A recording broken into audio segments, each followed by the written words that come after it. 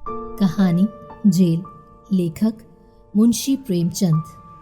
पाठिका Shivangi Parmar. Mridula magistrate के इजलास से जनानी जेल में वापस आई तो उसका मुख प्रसन्नता से भरा था। बरी हो जाने की गुलाबी आशा उसके कपोलों पर चमक रही थी। उसे देखते ही राजनीतिक कैदियों के गिरोह ने घेर लिया और पूछने लगी, कितने दिन की हुई? मृदुला ने विजय गर्व से कहा, मैंने तो साफ साफ कह दिया, मैंने धरना नहीं दिया। यूं आप जबरदस्त हैं, जो फैसला चाहे करें। ना मैंने किसी को रोका, ना पकड़ा, ना धक्का दिया, ना किसी से आरजू मिन्नत ही की। कोई ग्राहक मेरे सामने आया ही नहीं। हाँ, मैं दुकान पर खड़ी जरूर थी। वहाँ कई वॉलंटियर गिरफ्तार हो गए थे, जनता जमा हो गई थी, मैं भी खड़ी हो गई। बस थानेदार ने आकर मुझे पकड़ लिया। शमा देवी कुछ कानून जानती थी, बोली, मैजिस्ट्रेट पुलिस के बयान पर फैसला करेगा। मैं ऐसे कितने ही मुकदमे देख चुकी। मृदुला ने प्रतिवाद किया, पुलिस वालों को मैंने ऐसा रगड़ा कि वो भी याद करेंगे। मैं मुकदमे की कार्यवाही में भाग नहीं लेना चाहती थी, लेकिन जब मैंने उनके गवाहों को सरासर झूठ बोलते देखा तो मुझसे जब्त न हो सका। मैंने उनसे जिरह करनी शुरू की।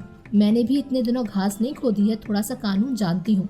पुलिस ने समझा होगा, ये कुछ बोलेगी तो है नहीं, हम जो बयान चाहेंगे देंगे। जब मैंने जिरह शुरू की, सब पगले झांकने लगे।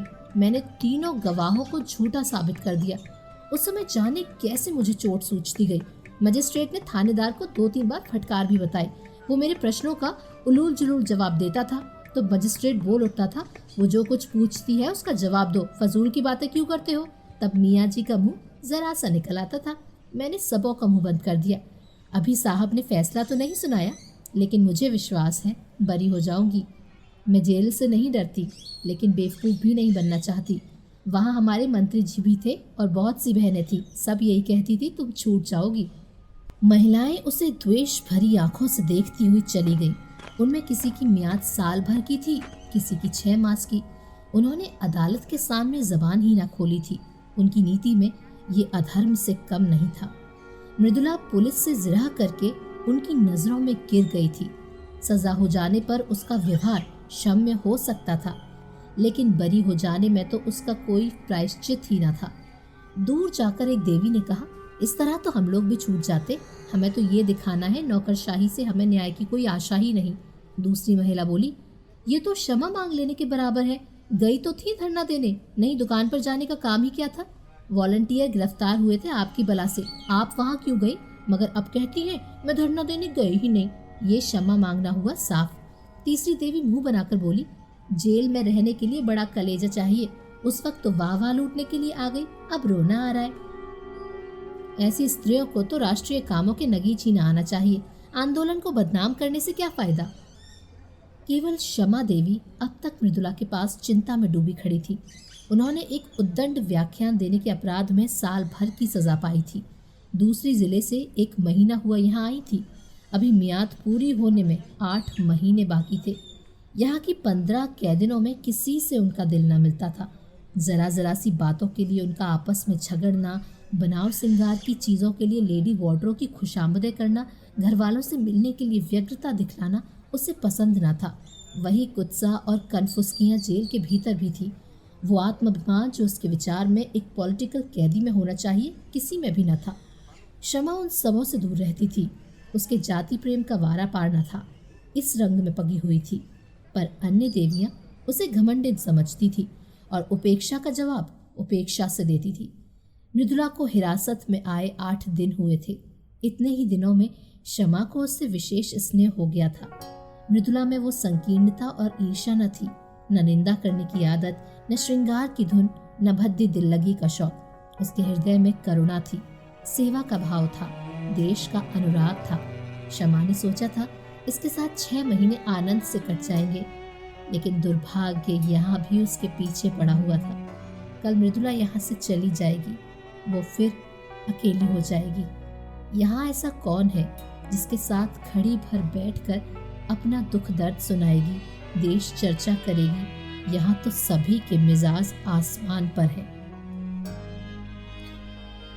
मृदुला ने पूछा, तुम्हें तो अभी 8 महीने बाकी हैं बहन। क्षमा ने हसरत के साथ कहा, किसी न किसी तरह कट ही जाएंगे बहन, पर तुम्हारी याद बराबर सताती रहेगी। इसी एक सप्ताह के अंदर तुमने मुझ पर न जाने क्या जादू कर दिया। जब से तुम आई हो मुझे जेल जेल न मालूम होता था। कभी कभी मिलती रहना। मृदुला ने देखा शमा की आंखें डबडबाई हुई थी। ढांढस देती हुई बोली, जरूर मिलूंगी दीदी, मुझसे तो खुद न रहा जाएगा। भान को भी लाऊंगी, कहूंगी चल तेरी मौसी आई है, तुझे बुला रही है, दौड़ा हुआ आएगा। अब तुमसे आज कहती हूँ बहन, मुझे यहाँ किसी की याद थी तो भान की।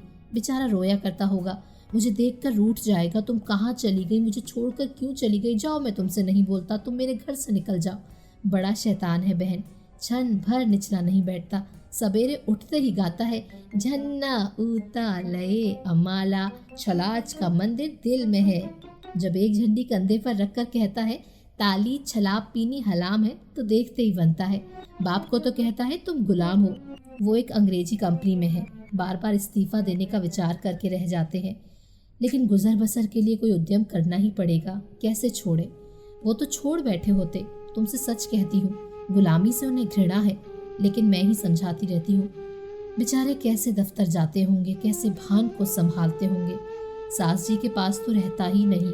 वो बेचारी बूढ़ी उसके साथ कहाँ कहाँ दौड़े। चाहती है कि मेरी गोद में दबक कर बैठा रहे और भान को गोद से चिढ़े। अम्मा मुझ पर बहुत बिगड़ेंगी, बस यही डर लग रहा है। मुझे देखने एक बार भी नहीं आई। कल अदालत में बाबूजी मुझसे कहते थे तुमसे बहुत खफा है। 3 दिन तक तो दाना पानी छोड़े रही। इस छोकरी ने कुल मर्जाद डुबा दी, खानदान में दाग लगा लिया। कलमुही कुलच्छनी न जाने क्या क्या बकती रही। मैं उनकी बातों को बुरा नहीं मानती, पुराने जमाने की है। उन्हें कोई चाहे कि आकर हम लोगों में मिल जाए तो ये उसका अन्याय है। चलकर मनाना पड़ेगा, बड़ी मिन्नतों से मानेंगी। कल ही कथा होगी, देख लेना।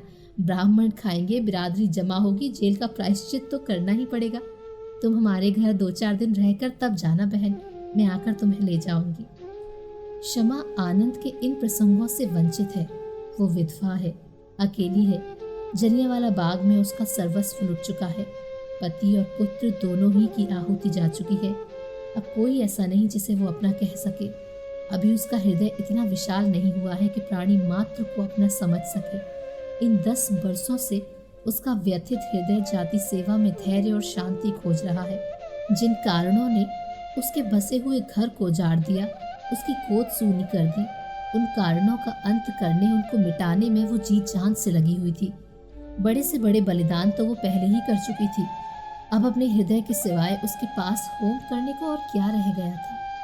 औरों के लिए जाति सेवा सभ्यता का एक संस्कार हो या यशोपार्जन का एक साधन, क्षमा के लिए तो ये तपस्या थी। और वो नारीत्व की सारी शक्ति और श्रद्धा के साथ उसकी साधना में लगी हुई थी। लेकिन आकाश में उड़ने वाले पक्षी को भी तो अपने बसेरे की याद आती ही है। क्षमा के लिए वो आश्रय कहाँ था? यही वो अवसर थे जब क्षमा भी आत्म संवेदना के लिए व्याकुल हो जाती थी। यह मृदुला को पाकर वो अपने को धन्य मान रही थी, पर ये छां भी इतनी जल्दी हट गई। क्षमा ने व्यथित कंठ से कहा, यहाँ से जाकर भूल जाओगी मृदुला। तुम्हारे लिए तो ये रेलगाड़ी का परिचय है और मेरे लिए तुम्हारे वादे उसी परिचय के वादे हैं। कभी भेंट हो जाएगी तो या तो पहचानोगी ही नहीं, या जरा मुस्कुराकर नमस्ते करते हुए अपनी राह चली जाओगी। यही दुनिया का दस्तूर है। अपने रोने से छुट्टी ही नहीं मिलती, दूसरे के लिए कोई क्यों कर रोए। तुम्हारे लिए तो मैं कुछ नहीं थी, मेरे लिए तुम बहुत अच्छी थी। मगर अपने प्रियजनों में बैठकर कभी कभी इस अभागिनी को ज़रूर याद कर लिया करना। भिखारी के लिए चुटकी भर आटा ही बहुत है। दूसरे दिन मजिस्ट्रेट ने फैसला सुना दिया। मृदुला बरी हो गई। संध्या समय वो सब बहनों से गले मिलकर रोकर रुलाकर चली गई, मानो मैके से विदा हुई हो। पार्ट 2। 3 महीने बीत गए पर मृदुला एक बार भी न आई। और कैदियों से मिलने वाले आते रहते थे। किसी किसी के घर से खाने पीने की चीजें और सौगातें आ जाती थी, लेकिन क्षमा का पूछने वाला कौन बैठा था? हर महीने के अंतिम रविवार को प्रातः काल से मृदुला की बाट जो होने लगती। जब मुलाकात का समय निकल जाता तो जरा देर रोकर मन को समझा लेती। जमाने का यही दस्तूर है। एक दिन शाम को क्षमा संध्या करके उठी थी कि देखा मृदुला सामने चली आ रही है। ना वह रूप रंग है, ना वो कांति। दौड़कर उसके गले से लिपट गई और रोती हुई बोली, ये तेरी क्या दशा है मृदुला? सूरत ही बदल गई, क्या बीमार है क्या? मृदुला की आंखों से आंसुओं की झड़ी लगी हुई थी। बोली, बीमार तो नहीं हूँ बहन, विपत्ति से बिंधी हुई हूँ। तुम मुझे खूब कोस रही होगी। उन सारी निठुराइयों का प्रायश्चित करने आई हूँ और सब चिंताओं से मुक्त होकर आई हूँ। शमा कांप उठी। अंतस्थल की गहराइयों से एक लहर सी उठती हुई जान पड़ी, जिसमें उनका अपना अतीत जीवन टूटी हुई नौकाओं की भांति उतराता हुआ दिखाई दिया। रुंधे हुए कंठ से बोली, कुशल तो है बहन? इतनी जल्दी तुम यहाँ फिर क्यों आ गई? अभी तो 3 महीने भी नहीं हुए। मृदुला मुस्कुराई, पर उसकी मुस्कुराहट में रुदन छिपा हुआ था। फिर बोली, अब सब कुशल है बहन, सदा के लिए कुशल है, कोई चिंता ही नहीं रही। अब यहाँ जीवन पर्यंत रहने को तैयार हूँ। तुम्हारे स्नेह और कृपा का मूल्य अब समझ रही हूँ। उसने एक ठंडी सांस ली और सजल नेत्रों से बोली, तुम्हें बाहर की खबरें क्या मिली होंगी? परसों शहर में गोलियां चली। देहातों में आजकल संगीनों की नोक पर लगान वसूल किया जा रहा है। किसानों के पास रुपए है नहीं, दे तो कहाँ से दे। अनाज का भाव दिन दिन गिरता जाता है। 1.25 रुपए में मन भर गेहूं आता है। मेरी उम्र ही अभी क्या है। अम्मा जी भी कहती हैं कि अनाज इतना सस्ता कभी नहीं था। खेत की उपज से बीजों तक के दाम नहीं आते। मेहनत और सिंचाई इसके ऊपर। गरीब किसान लगान कहाँ से दे? उस पर सरकार का हुक्म है कि लगान कड़ाई के साथ वसूल किया जाए। किसान इस पर भी राजी है कि हमारी जमा जथा नीलाम कर लो, घर कुर्क कर लो, अपनी जमीन ले लो। मगर यहाँ तो अधिकारियों को अपनी कारगुजारी दिखाने की फिक्र पड़ी हुई है। वो चाहे प्रजा को चक्की में पीस ही क्यों न डाले, सरकार उन्हें मना न करेगी। मैंने सुना है कि वो उल्टे और शह देती है। सरकार को तो अपने कर से मतलब है, प्रजा मरे या जिए उससे कोई प्रयोजन नहीं। अक्सर जमींदारों ने तो लगान वसूल करने से इनकार कर दिया है। अब पुलिस उनकी मदद पर भेजी गई है। भैरवगंज का सारा इलाका लुटा जा रहा है। मरता क्या न करता, किसान भी घर बार छोड़ छोड़ कर भागे जा रहे हैं। एक किसान के घर में घुसकर कई कांस्टेबलों ने उसे पीटना शुरू किया। बेचारा बैठा मार खाता रहा। उसकी स्त्री से न रहा गया। शामत की मारी कांस्टेबलों को कुवचन कहने लगी। बस एक सिपाही ने उसे नंगा कर दिया। क्या कहूँ बहन, कहते शर्म आती है। हमारे ही भाई इतनी निर्दयता करें, इससे ज्यादा दुख और लज्जा की और क्या बात होगी। किसान से जब्त ना हुआ, कभी पेट भर गरीबों को खाने को तो मिलता नहीं, इस पर इतना कठोर परिश्रम। न देह में बल है न दिल में हिम्मत, पर मनुष्य का हृदय ही तो ठहरा। बेचारा बेदम पड़ा हुआ था। स्त्री का चिल्लाना सुनकर उठ बैठा और उस दुष्ट सिपाही को धक्का देकर जमीन पर गिरा दिया। फिर दोनों में कुश्तम कुश्ती होने लगी। एक किसान किसी पुलिस के आदमी के साथ इतनी बेअदबी करे, इसे भला वो कहीं बर्दाश्त कर सकती है? सब कांस्टेबलों ने गरीब को इतना मारा कि वो मर गए। शमा बोली, गांव के और लोग तमाशा देखते रहे होंगे। मृदुला तीव्र कंठ से बोली, बहन, प्रजा की तो हर तरह से मरण है। अगर 10-20 आदमी जमा हो जाते तो पुलिस कहती हमसे लड़ने आए हैं, डंडे चलाने शुरू करती। और अगर कोई आदमी क्रोध में आकर एक आध कंकड़ फेंक देता तो गोलियां चला देती। 10-20 आदमी भुन जाते, इसलिए लोग जमा नहीं होते। लेकिन जब वो किसान मर गया तो गांव वालों को तैश आ गया। लाठियां ले लेकर दौड़ पड़े और कांस्टेबलों को घेर लिया। संभव है 2-4 आदमियों ने लाठियां चलाई भी हों। कांस्टेबलों ने गोलियां चलानी शुरू की। 2-3 सिपाहियों को हल्की चोटें आईं। उसके बदले में 12 आदमियों की जान ले ली गई और कितनों ही के अंग भंग कर दिए गए। इन छोटे छोटे आदमियों को इसलिए तो इतने अधिकार दिए गए हैं कि उनका दुरुपयोग करें। आधे गांव का कत्लेआम करके पुलिस विजय के नगाड़े बजाती हुई लौट गई। गांव वालों की फरियाद कौन सुनता? गरीब है, बेकस है, अपंग है, जितने आदमियों को चाहो मार डालो। अदालत और हाकिमों से तो उन्होंने न्याय की आशा करना ही छोड़ दिया। आखिर सरकार ही तो कांस्टेबलों को ये मुहिम सर करने के लिए भेजा था। वो किसानों की फरियाद क्यों सुनने लगी? मगर आदमी का दिल फरियाद किए बगैर नहीं मानता। गांव वालों ने अपने शहर के भाइयों से फरियाद करने का निश्चय किया। जनता और कुछ नहीं कर सकती, हमदर्दी तो करती है। दुख कथा सुनकर आंसू तो बहाती है। दुखियारों को हमदर्दी के आंसू भी कम प्यारे नहीं होते। अगर आसपास के गांव के लोग जमा होकर उनके साथ रो लेते तो गरीबों के आंसू पुछ जाते। लेकिन पुलिस ने उस गांव की नाकेबंदी कर रखी थी। चारों सीमाओं पर पहरे बिठा दिए थे ये घाव पर नमक था, मारते भी हो और रोने भी नहीं देते। आखिर लोगों ने लाशें उठाई और शहर वालों को अपनी विपत्ति की कथा सुनाने चले। इस हंगामे की खबर पहले ही शहर पहुंच गई थी। इन लाशों को देखकर जनता उत्तेजित हो गई और जब पुलिस के अध्यक्ष ने इन लाशों का जुलूस निकालने की अनुमति ना दी तो लोग और भी झल्लाए। बहुत बड़ा जमाव हो गया। मेरे बापूजी भी इसी दल में थे और मैंने उन्हें रोका, मत जाओ, आज का रंग अच्छा नहीं है। तो कहने लगे, मैं किसी से लड़ने थोड़े ही जाता हूँ। जब सरकार की आज्ञा के विरुद्ध जनाजा चला तो 50,000 आदमी साथ थे। उधर 500 सशस्त्र पुलिस रास्ता रोकी खड़ी थी। सवार, प्यादे, सार्जेंट, पूरी फौज थी। हम निहत्तों के सामने नामर्दों को तलवारें चमकाते और झनकाते शर्म भी नहीं आती। जब बार बार पुलिस की धमकियों पर भी लोग ना भागे तो गोलियां चलाने का हुक्म हो गया। घंटे भर बराबर भय होते रहे, पूरे घंटे भर तक। कितने मरे, कितने घायल हुए, कौन जानता है। मेरा मकान सड़क पर है।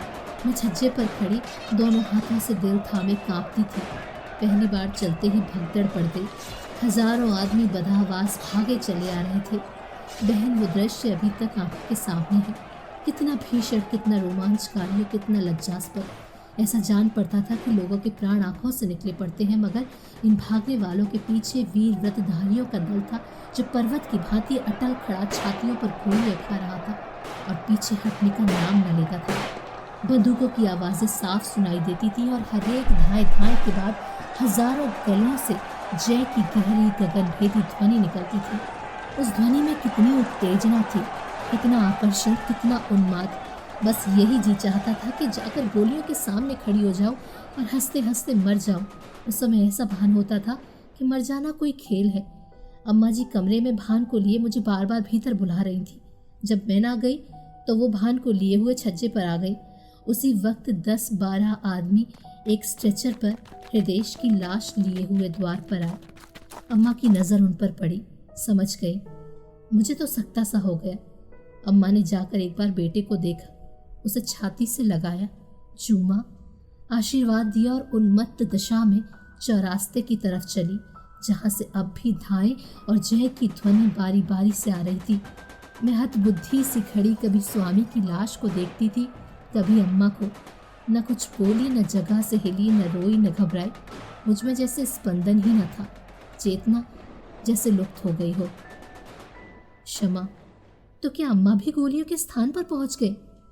मृदुला, हाँ, यही तो विचित्रता है बहन।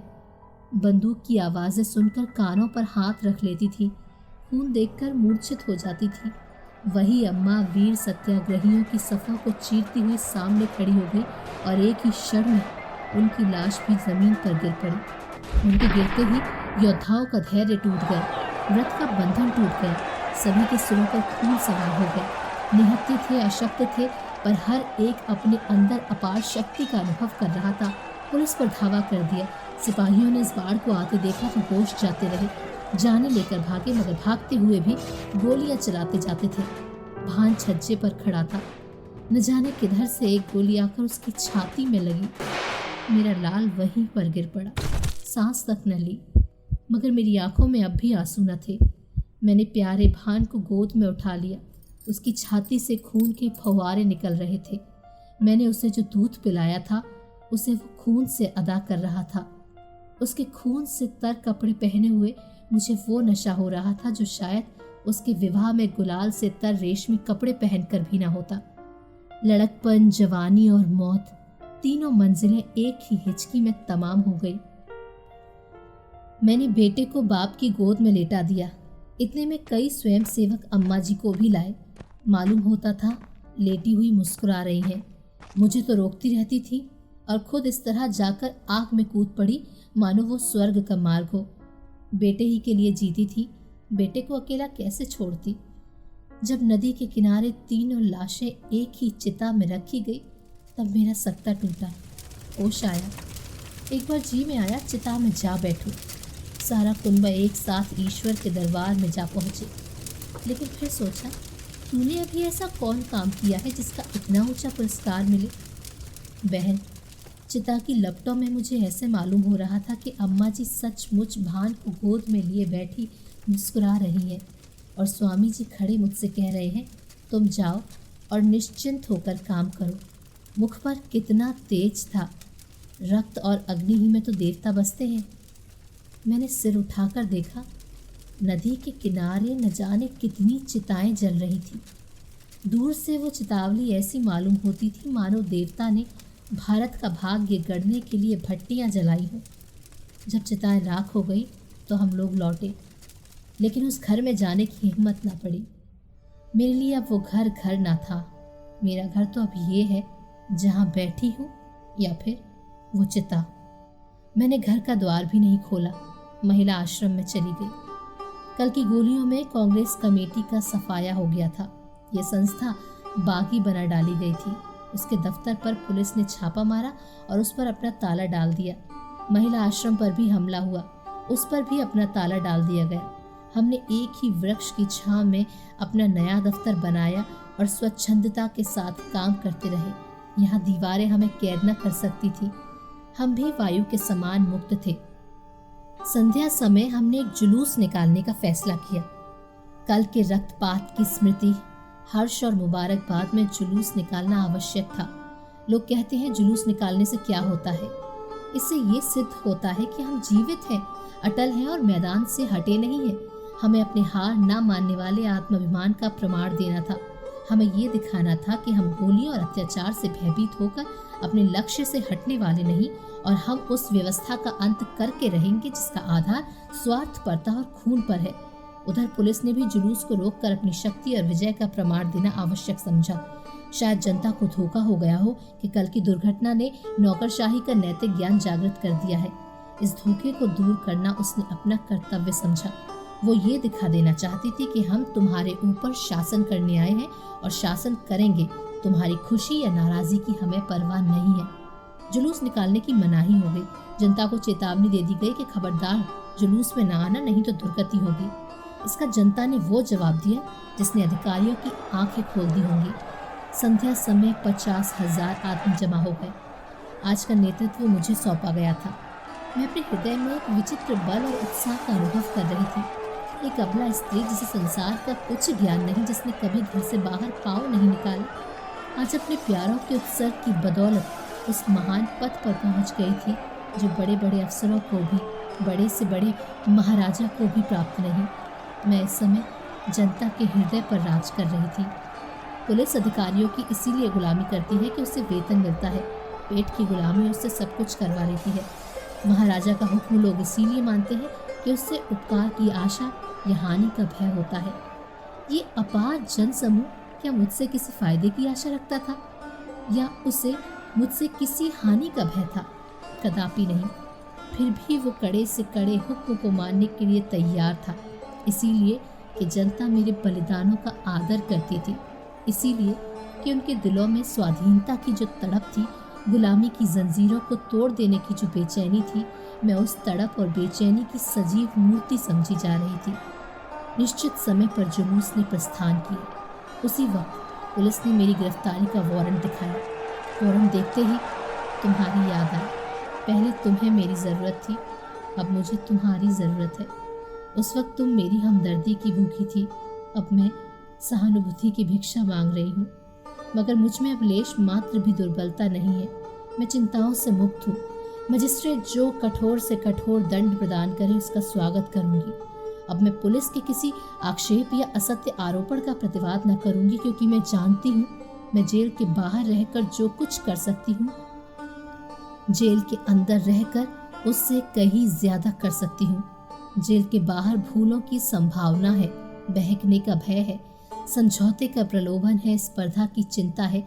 जेल सम्मान और भक्ति की एक रेखा है जिसके भीतर शैतान कदम नहीं रख सकता। मैदान में जलता हुआ अलाव वायु में अपनी उष्णता को खो देता है, लेकिन इंजन में बंद होकर वही आग संचालक शक्ति का अखंड भंडार बन जाती है।